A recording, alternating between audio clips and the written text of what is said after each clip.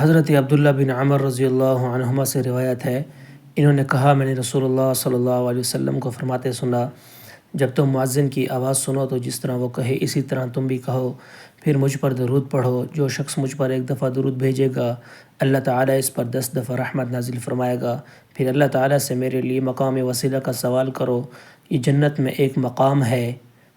جو اللہ تعالیٰ کے سب بندوں میں سے صرف ایک بندے کے لائق ہے، اور مجھے امید ہے کہ وہ بندہ میں ہوں گا، لہذا جو شخص میرے لیے مقام وسیلہ کی دعا کرے گا اس کے لیے میری شفاعت لازم ہوگی۔ سنن نسائی حدیث نمبر 679۔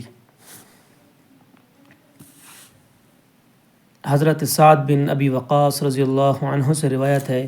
کہ رسول اللہ صلی اللہ علیہ وسلم نے فرمایا، جو شخص مؤذن کی اذان سنے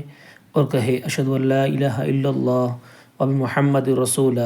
میں بھی گواہی دیتا ہوں کہ اللہ تعالیٰ کے سوا کوئی معبود نہیں، وہ اکیلا ہے، اس کا کوئی شریک نہیں، اور محمد صلی اللہ علیہ وسلم اس کے بندے اور رسول ہیں، میں اللہ کو بطور رب اور اسلام کو بطور دین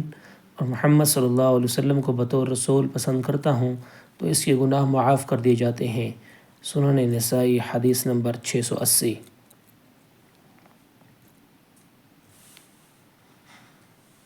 حضرت جابر رضی اللہ عنہ سے روایت ہے،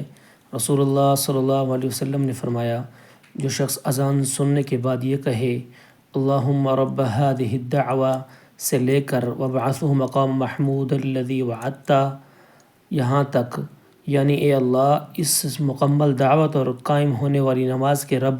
محمد صلی اللہ علیہ وسلم کو جنت میں مقام وسیلہ اور فضیلت عطا فرما، اور آپ کو مقام محمود پر فائز فرما جس کا تو نے ان سے وعدہ کر رکھا ہے، اس کے لیے قیامت کے دن میری شفاعت لازم ہوگی۔ سنن نسائی حدیث نمبر 600۔